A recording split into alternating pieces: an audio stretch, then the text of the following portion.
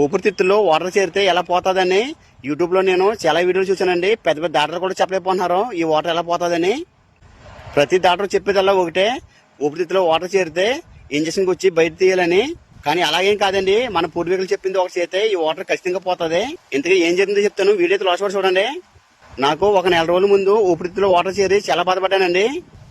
ఈ ఊపిరితిత్తులో వాటర్ చేరితే లక్షణాలు ఎలా ఉంటాయంటే ముఖం, కాళ్ళు, చేతులు, కడుపు మొత్తం అన్ని ఉబ్బిపోతాయండి. అలాగే కొద్దిగా పనిచేస్తే చూడండి అలసిపోతాము. మళ్ళీ ఇంకో విషయం ఏంటంటే నైట్ లో అసలు నిద్ర పట్టదు.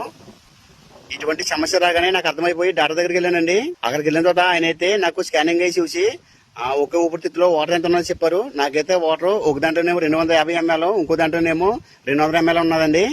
డాక్టర్ గారు ఏమన్నారంటే ఇది టాబ్లెట్ల వల్ల అయితే పోదు, ఖచ్చితంగా ఇంజక్షన్ గుచ్చి లోపలికి బయట తీయాలన్నారు. నేను ఆ మాట అనగానే చాలా డిసప్పాయింట్ అయిపోయానండి. ఇక్కడ ఏం చేయాలో తెలియక కంపెనీకి వచ్చేసి బాత్ తో కూర్చున్నానండి.